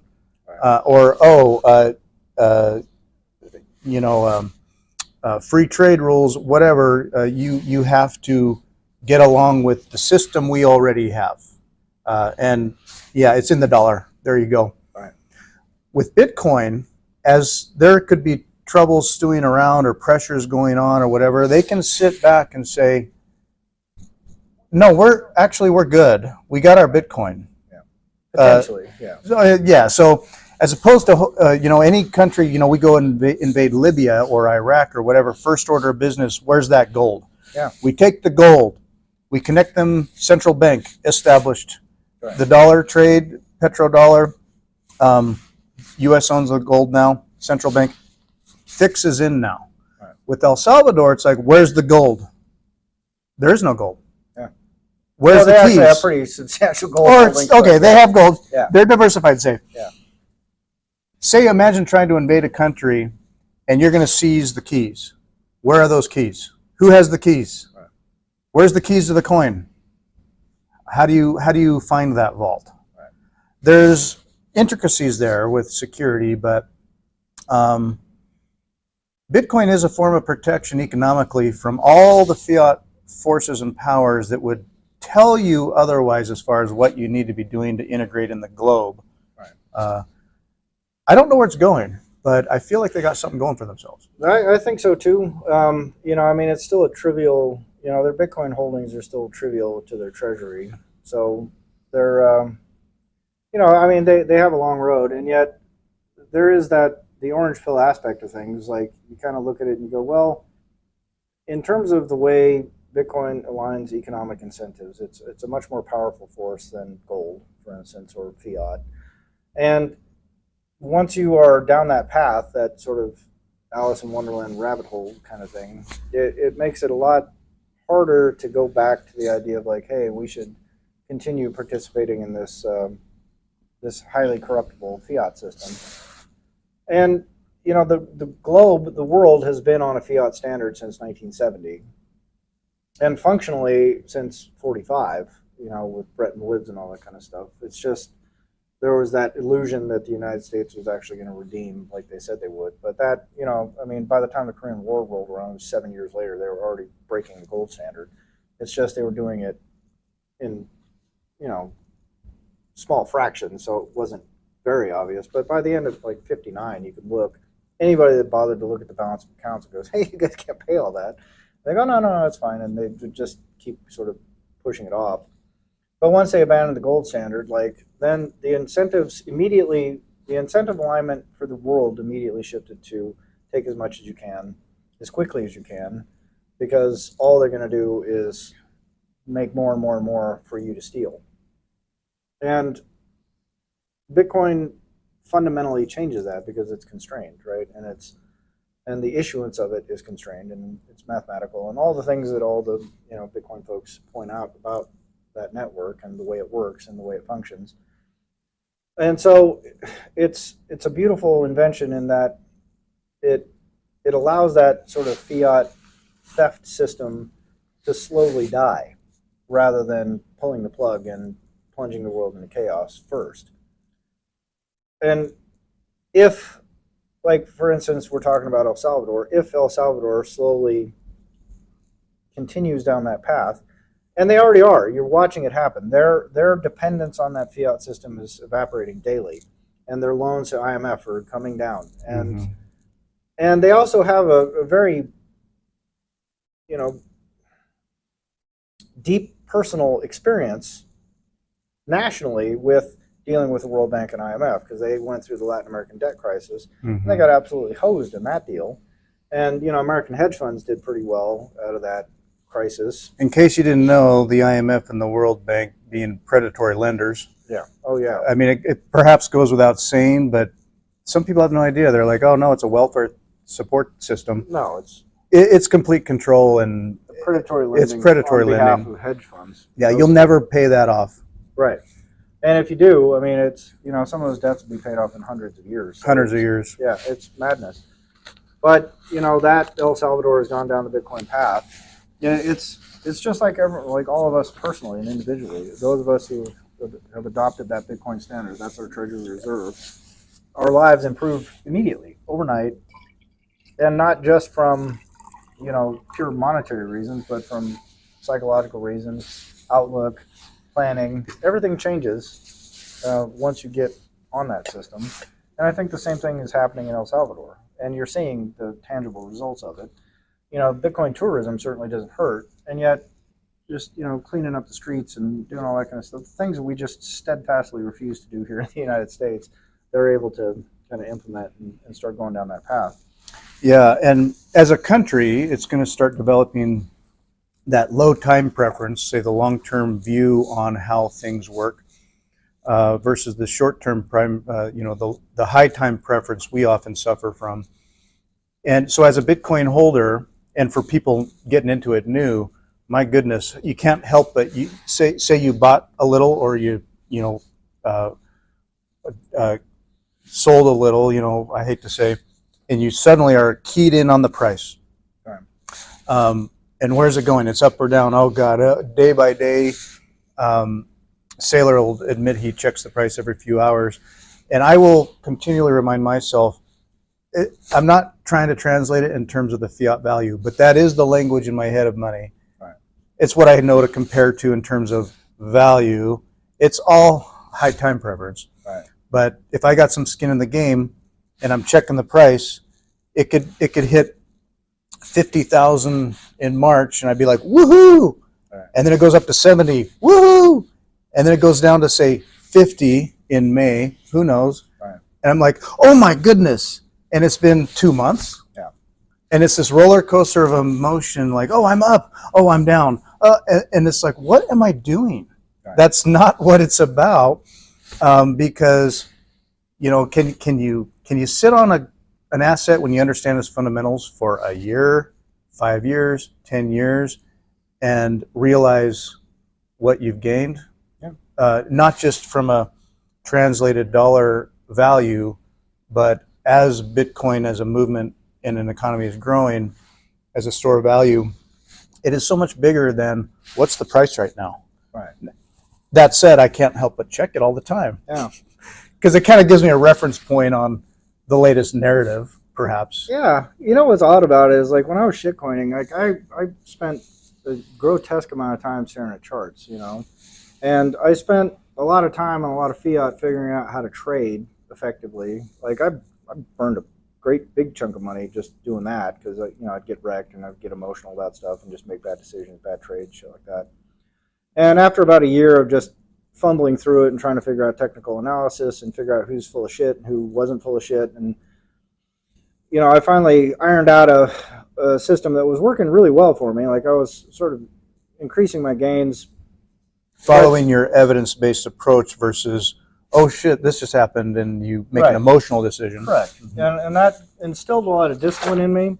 And it was also exhausting. I mean, like at the peak of my trading activity, I was probably 8 to 10 hours a day, like following charts and trying to figure out when to execute a trade and this and that. And that slowly went down to like a swing trading strategy that was a little bit longer time frame. But we're talking days, and weeks. It wasn't like years. And since I just went, oh, you know what? After I did my capital gains taxes and after I did this and accounted for this and all the sales, like my income tax return 2 years ago was 700 pages or something ridiculous. I mean, it was insane. And when you finally thread through all that mess and you go, oh God, at the end of it all, like my gains, my P&L suddenly didn't look quite as hot. They were better. They were positive, but it wasn't like, wow, I'm a genius. Look at all the money I made. It's just kind of like, oh, I went through a lot of pain and effort to do that. So once I just went, oh, well, that was dumb. I should probably just DCA and just kind of stack sats and just leave it all. And once I was philosophically and once my knowledge base caught up with what Bitcoin is, and once I had that light bulb moment, I was like, oh, I'm really doing things wrong here. And when I stopped looking at Bitcoin as a speculative thing and started looking at it as like, oh, this is a revolutionary technology for the entire globe, price has gone out the window. There will be days on end that I don't check the price, and I'll see people, oh my God, Bitcoin's here and Bitcoin's there, and I just go, oh, is it really? Like I had no idea. Mm-hmm. And so it's been very freeing because they can, people, like even the people I've orange pilled at work, like, oh man, Bitcoin dropped, and I'm like, oh, did it? I don't know. If you say so. Well, yeah, that's the thing. When you got $100 in it, shut up. Who cares? Yeah, exactly. But the thing is, it could drop to $5,000 tomorrow. Like it could literally drop to $5,000. I'm sure I'd hear about it because it would be on Twitter. Everyone would be having a heart attack, and I'd be like, oh God, what can I sell? I can quickly have a Bitcoin. Yeah, like I run some credit cards up and just whatever I can figure out. But it wouldn't. There's no emotional attachment to that price point. I just kind of go.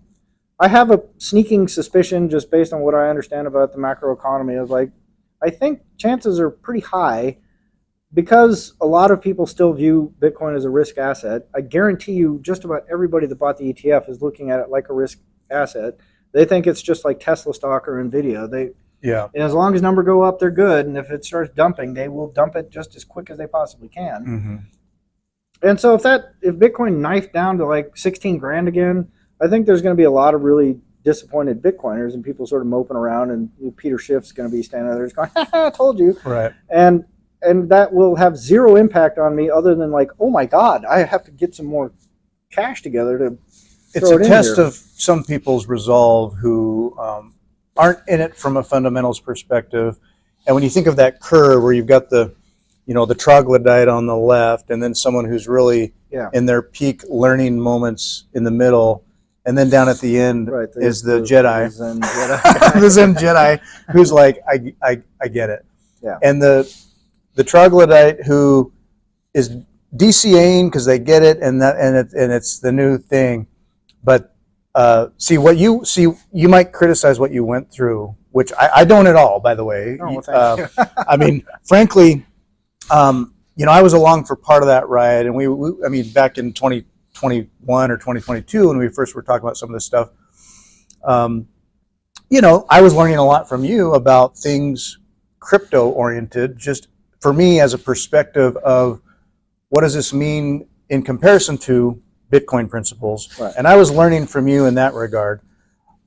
You went through all the hump, so that as opposed to saying, oh, I'm a Bitcoin maxi. Right. Okay, what does that mean? Number go up. Right. So then when the number go down, or there's some FUD, or oh my gosh, they're regulating it now, or did you hear Elizabeth Warren wrote a letter? Right.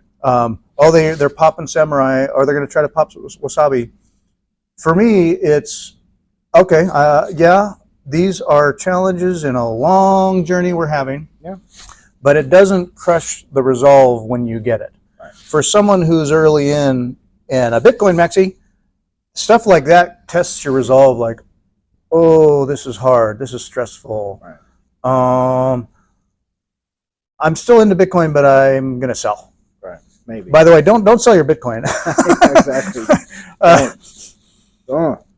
So, but you're the Jedi because Well, maybe. you've been through it. Time will tell. You passed the academy. Yeah. And I'm aware of Bitcoin maxis who have to reconcile periodically the FUD. Yeah. I have to admit, I have to process it myself because for me, it's where are things going. But in our own way, we both have been kind of over the curve and the hump, and we're at a point now where it's the deep philosophy and reasons behind it all versus what's the price. And then it's kind of surreal when you might say price goes down, price goes up, or it hits some round number in a decimal derivative. Right. And you get a call, hey, did you hear? Or, so about that Bitcoin. And I'm like, huh? Right. Well, it hit a round number. Yeah. Oh, did it? And not that I'm clueless. I pay attention. Right. But there are times where people bring it up when, oh, wow, are you still into Bitcoin? Oh, yeah. Or it went down. Oh, how's that Bitcoin doing? Right. I'm like, well, what do you mean? Yeah, I still got it. I don't know. It's fine. Yeah. I didn't lose any. Oh, you're talking about dollars. Oh, yeah. Yeah. Dollars are melting, right? Yeah. Same story? Yeah. Or what, did we just give another 90 billion to some wars? Or yeah. Melting ice cube, okay. Right, like, so what? I mean, it literally doesn't matter. And people, again, like all the people I talk to, they go, how can you possibly be all in on this? I go, because if it doesn't work, we're all boned. Like, there's no, if you look around, you go, there's a $600 trillion derivatives hole, and there's no counterparty to the risk if you weren't aware. So if that unwinds, just ask anybody who lived in Argentina in 1998 what it was like to go through the Argentinian debt crisis. And they go, well, what happened? You go, well, I went to the bank one day and I didn't have money. Oh, what happened after that? Well, then I went to the grocery store and I couldn't buy groceries. And I went to the gas store and I couldn't buy gas. And then I went to the everywhere store and everything was gone because they looted it all. And then we were all broke. The dollar store, they added a zero to the dollar store. Right. Like, yeah, so now it's the $100 store. And like a guy I work with, he is an Argentinian. His parents are Argentinian. They went to the bank on a Friday, and they had $100,000 cash American in the bank. And they went down on a Friday and said, hey, I'd like to get my money out. And they went, nope. And what do you mean, no? I said, we can't let you have your money. I go, well, it's my money. And they go, well. Is it? Is it really, though? Because we're not giving you any, so it's not yours. And they came back about a month later, and they said, yeah, no problem. We'll give you your money now. Here, it's 100,000 Argentinian pesos. And they went, no, we had $100,000 US. And they go, yeah, now it's pesos. Because that's what happened when our banking system collapsed. So, what's 100,000 pesos worth? About $1,000 US. Yeah, you guys just gave me a 99% haircut. And they go, yeah, be lucky you got that. Here you go. And so, if you expand that out on a global scale, and you go, hey, what's it look like when everybody takes a 99% haircut across the globe? It gets ugly quick. It's a mess. And Bitcoin is the one thing that can potentially prevent that outcome, 100%. So I go, if Bitcoin fails, Bitcoin goes to zero, Bitcoin gets corrupted, the network isn't decentralized anymore, it's controlled by BlackRock or Larry Fink or Michael Saylor himself, I don't know. I go, well, that's the next thing coming is you're going to get a 99% haircut on your money. And you go, well, what's that world look like? Yeah, it's not great. Not good. Yeah, it's going to be a little uncomfortable. I hope you have a little plot of land and a vegetable garden that's pretty productive and you know how to can because you're going to be hungry and you're going to be standing in a bread line with everybody else and you're going to be waiting for sacks of flour to come floating down from a drone somewhere. And that's going to be your life for the next 10, 15 years. And then maybe they'll rebuild whatever system they came up with, but you'll have to pay in CBDC. And I guarantee you that there will be people lining up for it. They will not be able to wait. You get your 2 weeks, then they'll be sitting there with their CBDC card just going, please give me a CBDC card so I can buy some food for my kids. And the kind of mindset that when you have a failed monetary policy or a failed money, it reinforces that survival of the fittest type mindset where It's high time preference, short term. It's hustling to get what you can now, and then scarce resources, competition, in groups and out groups. It just reinforces all of that competition. When it's if you had a sound money, it short circuits a lot of that contrived competition, if you will. Correct. Competition and productivity is good. It happens naturally as well, but the contrived part of it, where everybody's hungry all the time, doesn't have to be there. Right. Well, that's sort of my core thesis, is like that derivatives market, that $600 trillion of unbacked, whatever that is, debt, requires paper liquidity to maintain. To maintain that illusion of solvency requires paper liquidity. And they are going to provide that paper liquidity at all costs. If that means that you're going to stand in a bread line, if that means that you have to lose your house, they don't care. Their only goal is survival, because they are self-interested, just like you are and I am and everybody else is. They want to live. They don't want to end up with their heads on the chopping block. They don't want to watch society collapse around them. So they're going to paper over that hole. And when they paper over that hole, things that people need, like houses and, company stocks and whatever. I mean, nobody needs company stock, but people need the companies that produce the stock, because they make things like Band-Aids and, fruit cups and whatever it is that keeps this nonsense going. All the stuff. Yeah, all the stuff. So if those things go away, then we all suffer. So ideally, we get to keep that stuff, but if you can get the fruit cup to stop being full of industrial waste and toxins, and you get it to go back to being fruit, and if you can incentivize the companies to, instead of inflating the shit out of houses, you can get them to go, hey, we probably shouldn't be holding houses. Maybe we should get rid of these houses and put them back on the market, because we have something else on our books that can absorb all of that inflation that they have to produce to paper over the monstrous exponential debt hole that they created with the derivatives market. Then that's the path that you go, well, we should probably walk down that. That seems like a better way to me, because I don't eat fruit cups, but I'm happy that people can go down and get a fruit cup. And I'm not a big fan of Doritos, but I'm happy that people can go down and get Doritos and Taco Bell and all that kind of stuff and feed the kids and live off ramen or whatever it is. There's a fiat food aspect to all that. So right, exactly. Well, I mean, but that all that food became fiat food for a reason, because of fiat, because of that inflationary pressure. It's the same fiat. And when that paper tsunami comes, Bitcoin is the only thing that can absorb it safely. And that is the bridge to our new world, where if we can just stop fussing about it and kind of recognize what this means in the grand scheme, I think it paints a future picture that you're going to go, it's going to be a little rough for a little while, and things might get tight, and it might get a little harder to rent your apartment over the next 4 or 5 years.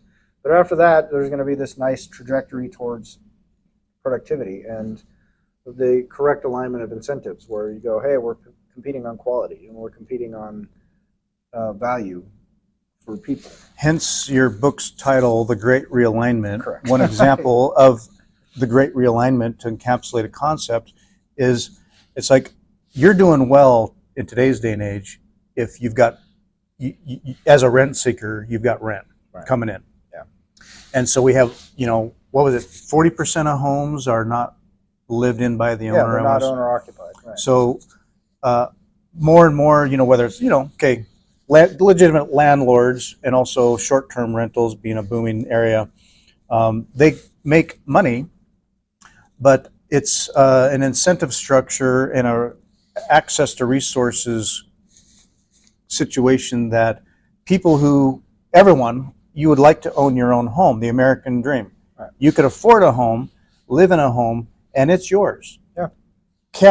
Couldn't the goal be that everyone could achieve that American dream? Right. What it's turned into is that a fewer number of people can own many homes, and as the rent-seeking approach goes, a lot of people are renting, or they're collecting short-term rental type situations, which causes downriver effects to communities. Or who is living here? Who are these people? Right. Are they rooted? What are their motivations?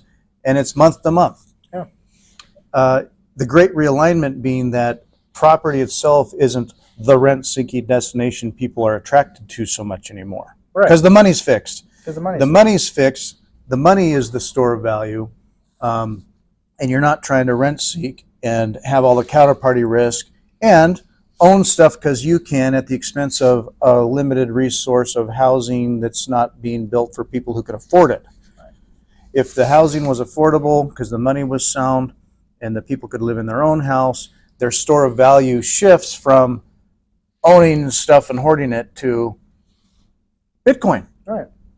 Bitcoin can do that. If you can retain the value of your productive effort in Bitcoin, if that is the pristine asset that Saylor makes it out to be, and that, you know, Jeff Booth and all these other folks make it out to be, and Safadine and everybody, you go, well, if it truly is that pristine asset, if this network truly does stay decentralized and secure, then because you're correct 100% with houses, you go like, hey, why would I own a house if I can just own Bitcoin?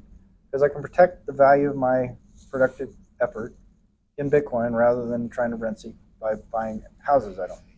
So you could have a house if you want a house, right? But that's not the reason to store value. You certainly would never want to buy a house as an investment because that's just a preposterous concept right out of the gate, right? I'm going to own real estate I don't need.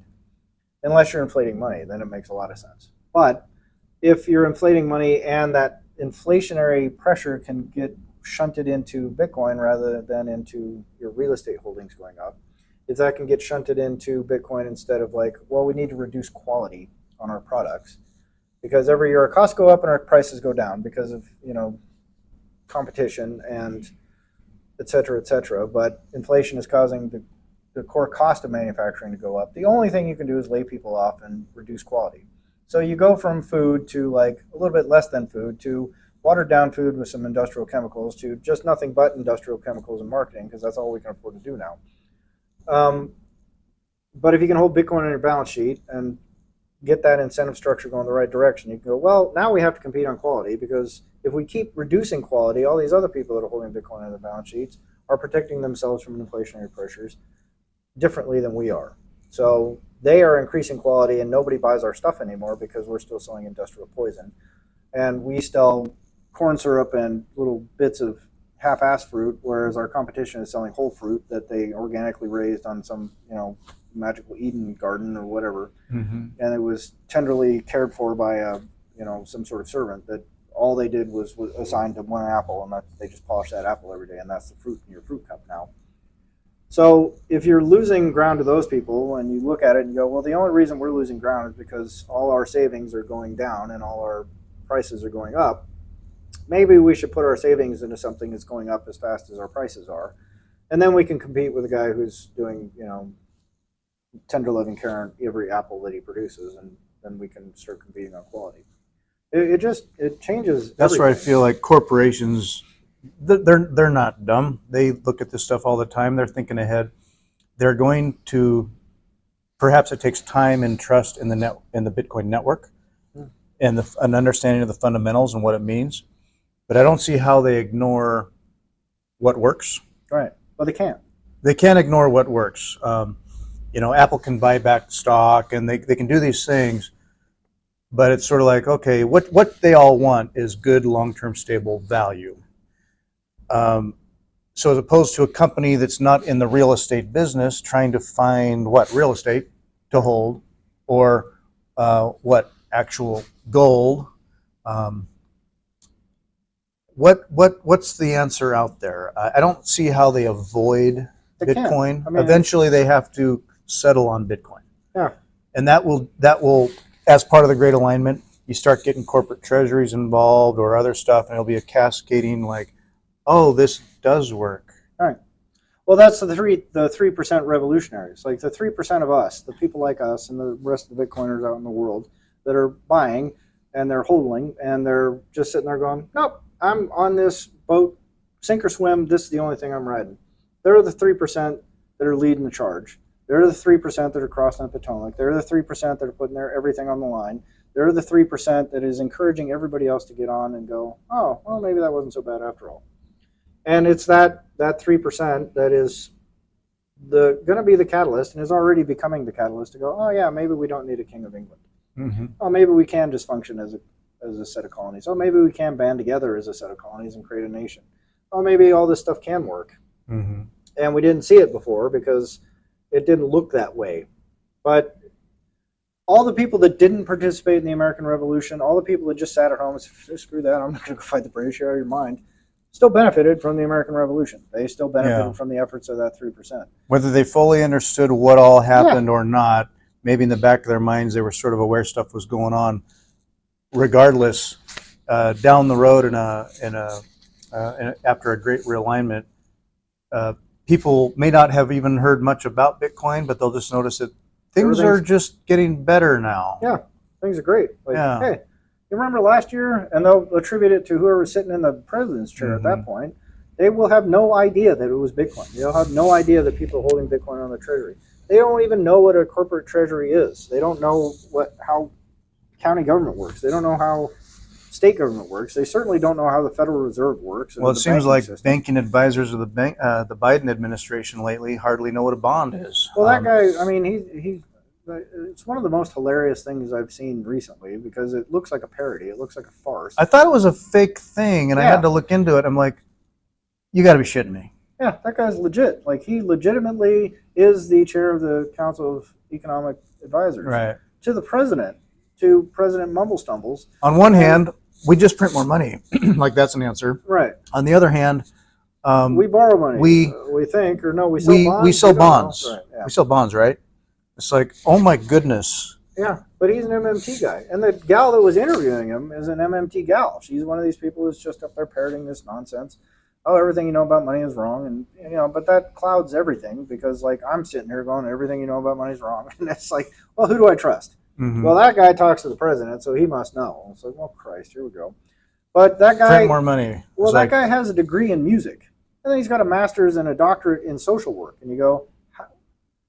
But yet I look at that and I go, it's no different if he had a doctorate in economics. I go, it's the same basic thing. It's all just humanities, and it's all just a joke. Like, there's no fundamental science to this. And if you look at, like, the assumptions that classical economists make, and even modern economists, you just kind of go, given everybody with perfect information, rational actors, and this and that, and you kind of go, well, you can't.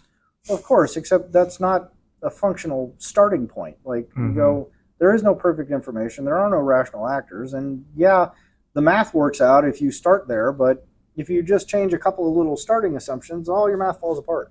So you go through all these gymnastics of trying to get through these equations, and then you go and stand and get your Nobel Prize and do that kind of stuff. But the functional reality of what is actually happening and how they're managing the monetary system has nothing to do with any of that crap. Well, and so many of the even the good economists out there that were raised on Keynesian economics their very starting point is from a central power control over what things are worth and controlling that and regulating it through, money printing, interest rates, things like that, even well beyond what John Maynard Keynes ever intended. It was like a bastardized version of that, but it certainly benefits central banks or central governments who can never have enough money to spend doing what they'd like to do. Right. Well, and that sort of traces it back, though, is like you kind of look and you go, if you start from the assumption that, like, well, this is all a natural process and so we have to do these things because this is part of the natural evolution of things, and you go, well, of course these people came up with these ideas. And if you challenge that notion, then you look like a wackadoodle because you go, well, it's actually not a natural process. It's different than that. And if you really trace the origins of it, it's all about taxing people and thuggery, and and they go, well, that's ridiculous because Adam Smith said, and you go, well, yeah, he made it up. Like, it came out of the thin blue air and his age of reason logic. But those are the same people that brought you, like, you need to bleed the humors, and you just go, right. And at first blush, it's like, oh no, that makes sense. Well, and in certain functions, it does work that way. So yeah, I get it. Right. It makes sense. Well, that's the problem with reason and logic, is it's so reasonable and logical. And you listen to it and you go, wow, that's reasonable, that's logical, and it can be completely false. It can be completely wrong.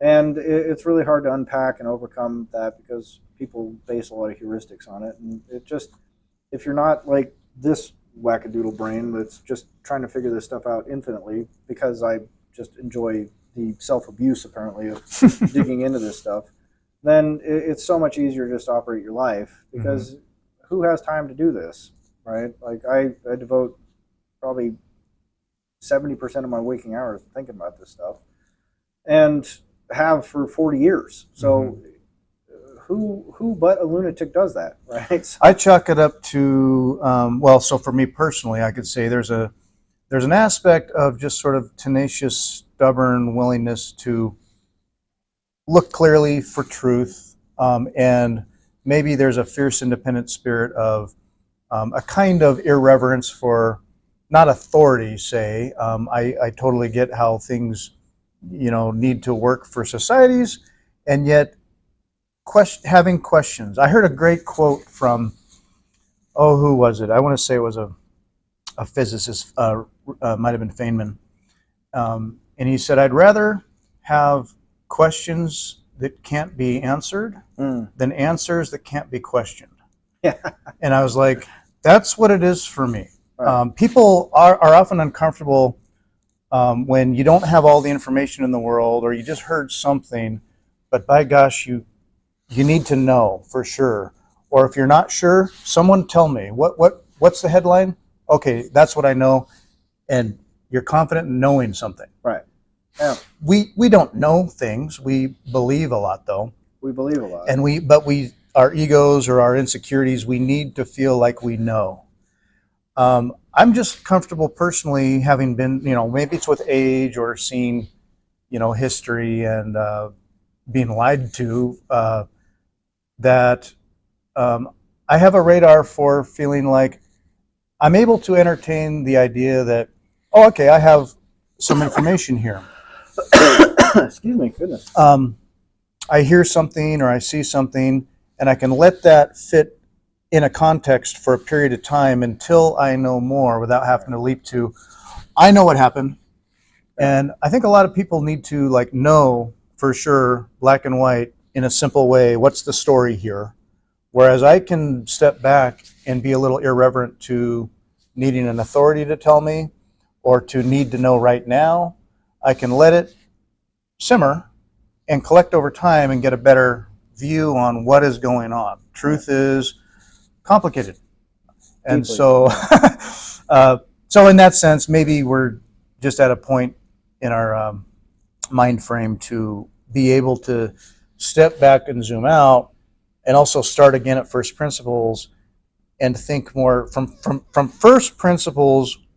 How does this actually look like what it is? Right. I just have a willingness to do that. I know many people who are uncomfortable doing that. They can't. They need to know. Yeah. Well, I mean, what you're touching on, I think, is it's comfort with chaos, right? Right. And, like, Feynman was a guy who was very comfortable in chaos, and not chaos of like his day-to-day life. Like, he didn't want his his toaster to fall off the counter for no reason, and gravity to stop working and things like that. You start studying quantum physics and you start thinking like, is this solid? Right. Well, but that's the thing, is you have to get comfortable with like, hey, there's way more than I'll ever know. And certitude gives you a lot of order, right? And it gives you the illusion of order. And that's why certitude is so comfortable for people to go like, it's those damn Democrats, it's those damn Republicans. I'm certain that is the source of my problem. And it alleviates a lot of chaos. It alleviates a lot of discomfort, because if you go, like a guy I went to the London School of Economics with, he was doing a master's in psychology, and he did his master's thesis on conspiracy theories. And he was a fascinating guy. He was a really, really good scholar. I wish I could remember his name. But I remember him going through his thesis with me, and he said, well, it turns out that people are just more comfortable feeling like someone is doing something than realizing that it's just happening. Mm-hmm. And so, the idea of like lizard people and, secret cabals and, blood drinking baby killers and whatever is more comforting than just, they go, well, at the core of that idea is like, well, somebody is causing this. Mm-hmm. This isn't just random. This isn't just happening because life has meaning. Right. So in the face of all this chaos, at what level does it make sense Right. Well, just make a weirder story that makes it make sense. There you go. Yeah. Conspiracy. Or this is why it's all happened. Yeah. And just the idea that you can go, well, it's all happening because there's a lot of people with the wrong incentive system that are trying to do the best they can. And this is the result. And it looks like shit. And that's why. Mm-hmm. Because there is no fix for it. There's nobody driving the bus. It's literally careening down the side of a hill, and people once in a while grab the wheel and yank it one direction to try and keep it from hitting a rock, and then they yank it a different direction. Nobody knows where the bus ends. They don't know how far the hill goes.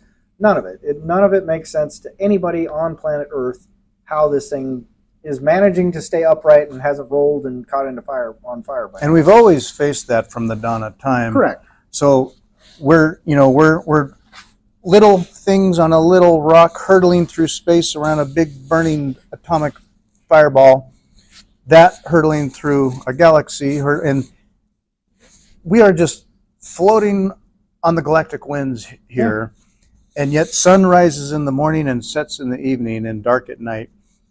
What does that mean? Right. Who's driving that bus? Have always attributed anthropomorphizing type trends to giving things meaning. Right. Now that I don't judge that, because certainly not. We need psychologically that comfort and cushion and stability. I'm rustling your mic. Humans need that sense of security, purpose, meaning. I totally get it. It's really what we need to do. But in not knowing for sure, or in the face of chaos, if we don't have it, then we will create it. And that can be anything from, belief systems, religion, leadership, kings. But it's all an attempt to impose order. It's order out of chaos. Right. And human beings just don't do well in chaos. We really don't. Mm-hmm. Anybody that's lived through a hurricane or a tornado or anything and had everything get disrupted, you go, wow, that sucks. I don't like that at all. It's no fun. And it's kind of like, dumping a zoo animal out into the wild. They just go, oh, don't like this. They get all sorts of anxious because it's chaos. It represents a loss of order for that animal. And if you really want to see a magnified version of it, just go take like a stuffed animal and put it in any zoo enclosure. Just set an orange ball in there, and they're freaking out, man. I mean, they're just going batshit crazy. The animals do? They will, 100%, because there's a goddamn orange thing sitting in the middle of their order. I'll have to try that next time I go to the zoo.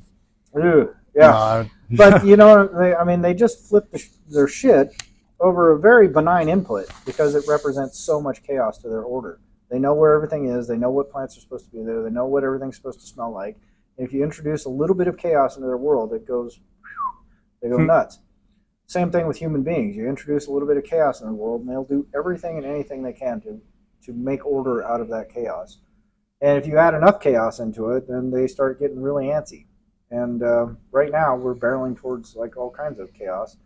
So I go, hey, let's not throw an orange ball in the middle of the gorilla pit. Let's just kind of let's throw an orange ball in the middle of our money system. Yeah, let's throw an orange pill right in the middle of the monetary system and see if we can stabilize that. Because everyone's used to that, mm-hmm. And that's sort of when bad things happen, people feel like, why did it happen? Right. And people will fall back into how does this make sense? It contributes to a lot of philosophies about things, but for me, in the face of economic insecurity, you're trying to grapple with the money and what to do, and maybe the angst of a lack of control, or the scarcity feelings, or whatever, things melting. Bitcoin provided that kind of order and stability as a first principles idea. Right. That was like, okay. Also, not having to just come up with something and believe it, right. But to look at it and know. Right. I can look at it and actually know, this works. Certainly, and that's sort of my attraction, not sort of, that is my attraction to it, is I go, well, that is a thing that can bring order to a very, very, very chaotic system right now. Mm-hmm. And absent that stabilizing influence, then you go, this is going to get tricky. Mm-hmm. I'm pretty low maintenance, right? Like, I'm very accustomed to living like a poor person. despite the fact that I am a rich American and I have a great job, et cetera, et cetera. But my entire world has been oriented towards minimalism and living without, and you know, and getting. I'm much closer to the survival threshold on a day-to-day basis than most, I think, and that's part of my sort of quest for chaos. I mean, I embrace chaos in a way that is like desensitizing myself to chaos, because it's important, I think, to exist there, because if you're going to try and find new ways of doing things, you have to be comfortable in entropy. And that right there is the sort of the thing that I've gone, okay, in all of the chaos that I see, because before it was just very demoralizing. It was just very like, oh, this is all chaos. No one's going to be able to fix this. It all goes to shit, and hopefully I'll be somewhere where I get to survive it and maybe keep my family safe. Now I look at it and I go, no, we've managed to keep order and keep chaos at bay for a few hundred years, and we've gradually reduced the amount of entropy in the world.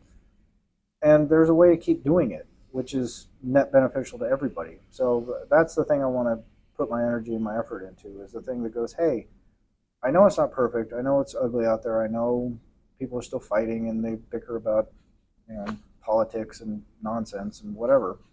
I go, and yet on average, things are pretty cool, and that thing can keep us going down that path in a way that becomes. It takes all the order that all the thousands of people that have created the system that we're in right now have struggled and fought and died for. We get to keep doing that and keep improving it and keep refining it and keep humanity moving on the path, because the path we're on is beautiful if they don't blow it up with misaligned incentives. Mm-hmm. Because I mean, just think about how amazing some of this stuff is today compared to 40 years ago. So you go, how much more wonderful could it be in 40 years from now?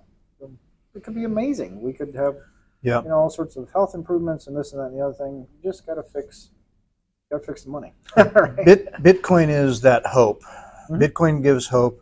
And what you speak to about, between the minimalism and facing chaos or hardship, there's a zen there. It's a kind of a zen. And if you were to apply a thought process to that, I mean, you could call it Buddhism perhaps, but there is a kind of internal peace you can have in the face of, chaos or change and suffering, as opposed to getting sucked into that.